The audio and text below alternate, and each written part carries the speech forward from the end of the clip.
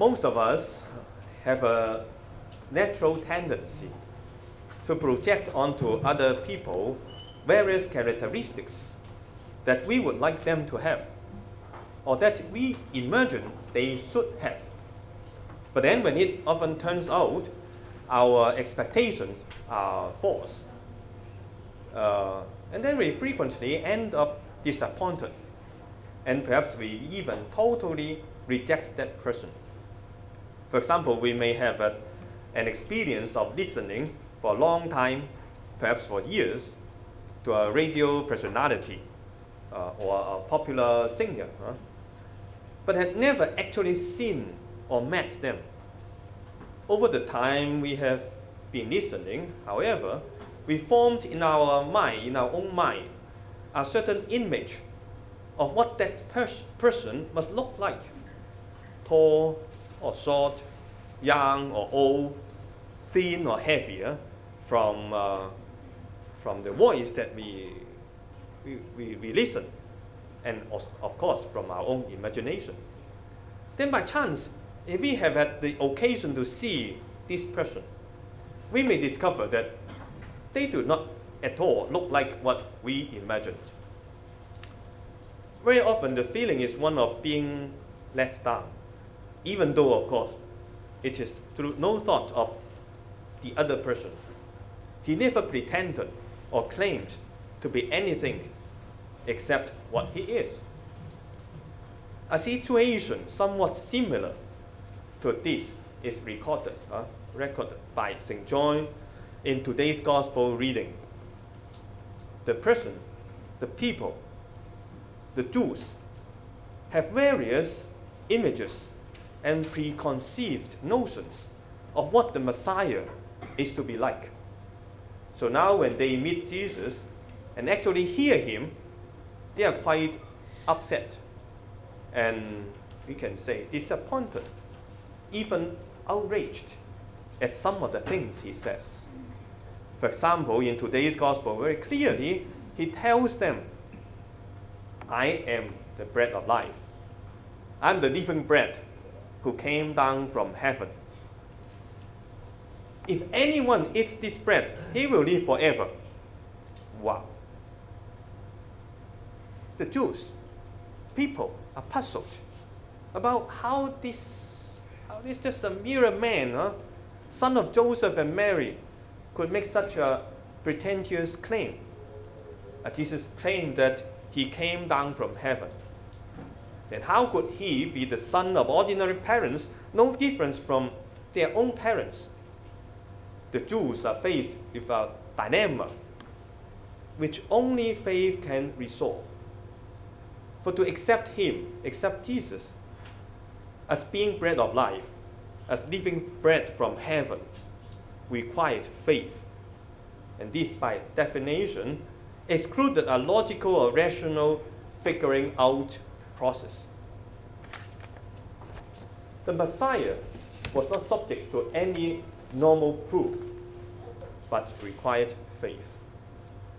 So in the face of opposition by the Jews, rather than backing away from his stand, Jesus insists it more strongly, saying, the bread that I shall give for the life of the world is my flesh, his own flesh.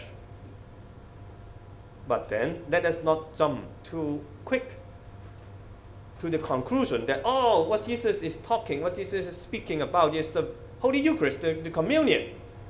No, let us stop for a while, because at that moment, there's not yet sacrament.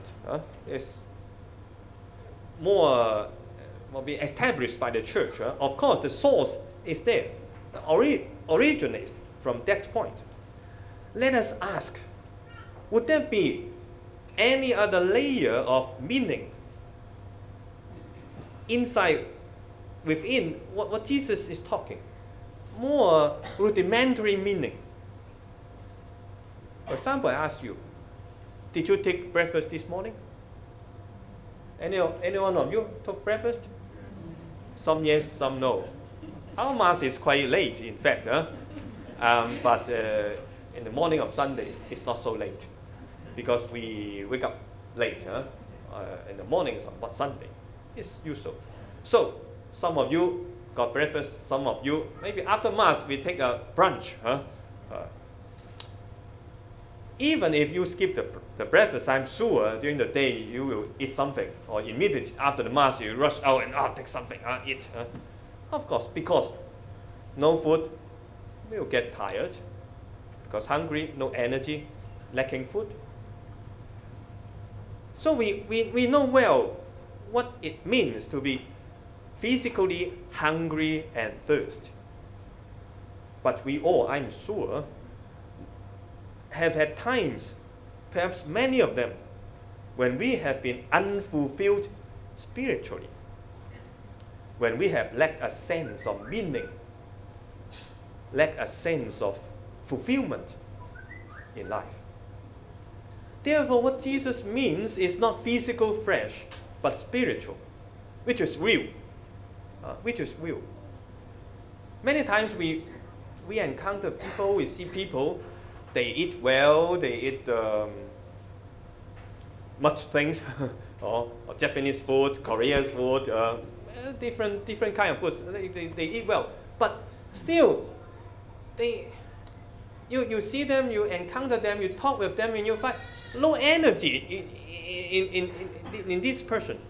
He just live his life like that every day, without much meaning, without a kind of aspiration, without energy, without direction. So this is not only physical food can provide. We look for something more, something else. By saying eating the bread that Jesus provides, by eating his flesh and drinking his blood, what does it mean? It means a process of learning, a process of digesting, a process of taking in all his teachings, all his values, all his examples that he lives out in his life. That is the meaning of eating. His earthly life is as real as flesh and blood, because he is really incarnated. He is really one among us. I remember when I was still a kid, a small boy studying in the primary school, my mother used to urge me to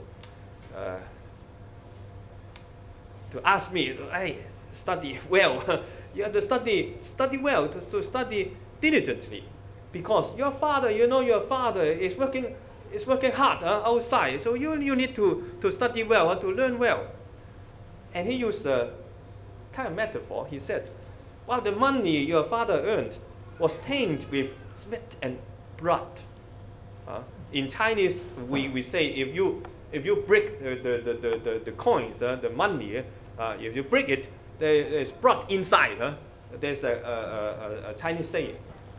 Of course, we don't do it physically, but you understand that means the money that my father earned from outside is difficult, it's hard working. So I need to study well. What Jesus is talking, of course, this is this kind of nourishment, spiritual nourishment. So in order to be enriched by him, we must first of all acknowledge, accept that he is the Son of God. He is not just another human being. Of course, he conducts great speeches, but he is not only a brilliant public speaker. He has peculiar moral teachings, but he is not only a moralist, a philosopher, like Confucius or Plato. He brings critical changes to culture, but in no way he is a revolutionary.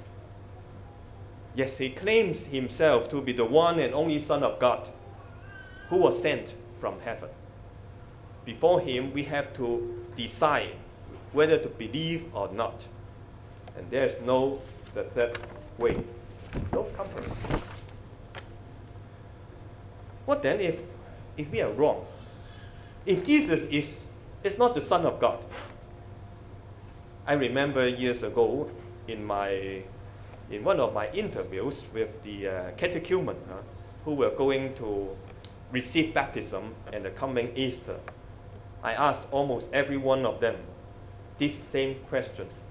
How do you know? How do you realize that God is true? After your catechumen classes, so many classes, 1.5 years, how do you know? It is not easy to answer. Then one of the most amazing answers I got, I still remember very well, is from a young boy. He, after struggling, searching for an answer, and then finally he said, it's like when you go fishing. You go fishing and catch a fish, you cannot see the fish or hear the fish. Of course not. You just feel him, feel it, pulling on your line. So I can tell you, Father, I just felt God pulling on my heart. Pulling on my heart. And I can tell this is why we come this morning. And we come every morning. We come not because we have nothing to do. We come because we know He is true to me. It's pulling my heart. In fact, God always wants to pull on our life, to pull on our heart. Elijah, in the first reading, ate and drank what God has prepared for him, gained strength, and walked all the way to the mountain of God. It is a very good symbol of how God's nourishment is for us, on our own way, on the way of our life. He always wants to be with us, to nourish us, to pull on our heart. The question is whether we are ready to open ourselves for Him, to accept Him into our life. Jesus is the bread of life. Physical food cannot satisfy us.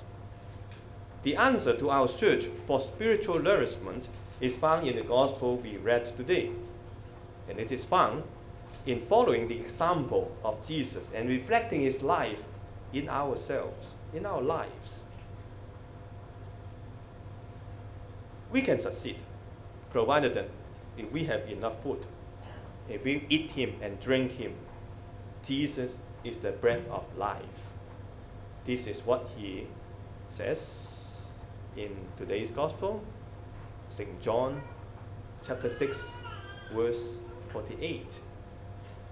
I'm not sure whether you can keep this bread of life, whether you can eat this bread of life, but if we can repeat and we can recite this verse, I think I can be more sure. So I would like to ask you to repeat this verse with me. Okay? I am the bread of life. John, wait for a while. We repeat it together with chapter and verse, a number of the chapter and verse, so that really we keep it in our mind. We eat it, we drink it. Okay? 1, 2, 3. I am the bread of life. John chapter 6, verse 48. Verse 48. I already said it for you. Believe me. Verse 48. It's easy. Okay, let us repeat again. I am the bread of life. Chapter 6, verse 48. So now it's your turn. Because John, verse 48. Yes, very short verse, but this is from Jesus Christ Himself for us. Let us pause for a moment, listen to Him, telling us that He is bread of life.